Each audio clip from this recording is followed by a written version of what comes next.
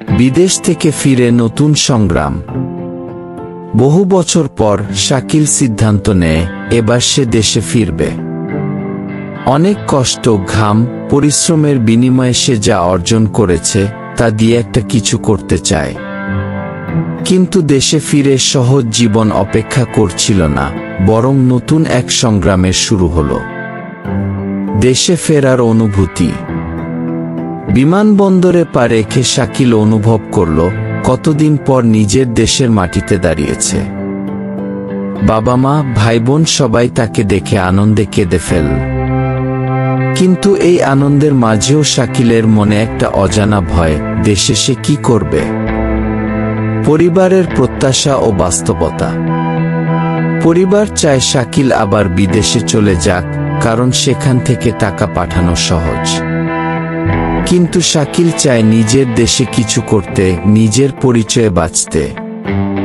সে ভাবল এত বছর বিদেশে থেকে যা শিখেছে সেটাকে কাজে লাগিয়ে কিছু একটা শুরু করতে হবে। নতুন উদ্যোগের পরিকল্পনা।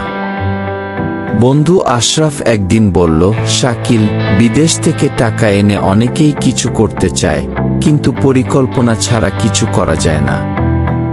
তোর কি করার ইচ্ছে? শাকিল উত্তর দিল, আমি ব্যবসা শুরু করব, ছোট কিছু হলেও নিজের হবে কি। সেটাই হলো নতুন পথ চলার শুরু। সে একটি ছোট ফার্মের পরিকল্পনা করল, যেখানে বিদেশ থেকে শেখা কিছু কৌশল কাজে লাগাতে পারবে। প্রথম বাধা, সমাজের কথা। গ্রামে অনেকেই বলল, বিদেশ থেকে এসে ব্যবসা করলে লোকে কি বলবে? আবার বিদেশ চলে যাও, নিরাপদ জীবন। কিন্তু শাকিল এবার আর পিছু হটবে না।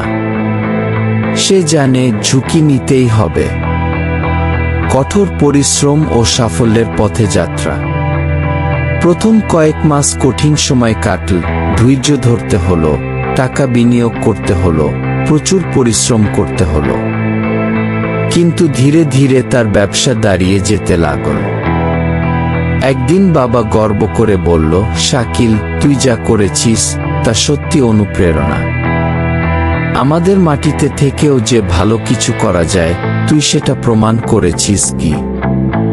শাকিল হাসল, এটাই ছিল তার স্বপ্ন।